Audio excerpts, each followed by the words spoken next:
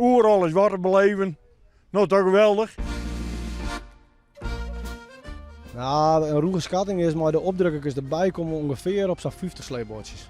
Ja, en het bezichtigen van alle mooie boorden die je lezen. En dat loopt toch op een of andere manier wel protemeesken. 3 dagen feest. Ja, maar we hebben even eten moeten. We hebben nog stationaire motoren. Die staan eigenlijk aan de overkant van de spoorbregen. Er komen nog oude trekkers. En er komt nog een boord met oude modelboordjes. Dus eigenlijk, ja, er is voor iedereen wat wils. Ja, ik ben er een maand of 5, 6 jaar ben ik in mijn voet. Ja.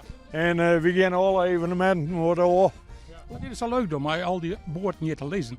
Ach, het is een virus. En dat virus heb je nog één keer. Ja, en dat virus heb ik trouwens om mijn band, om mijn paken, zei ze. Die lezen hier ook op mijn sleepbootje. Die ben begonnen met een opdrukker. Had paken voor hun maken. Nou, en zo hebben we eerst dus de opdrukker. Ja, paken. We willen echt wat verder, want we willen aan een sleepbootje, ja. Dus, nu hebben ze echt een sleepbootje. We hebben nog een paar Grains ertussen liggen.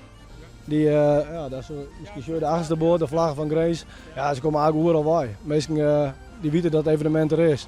En de eerste editie dat ze hier weg binnen, ja, die meesten die binnen sowieso weg. Ja, en dan gaat de mond-to-mond reclame heel goed.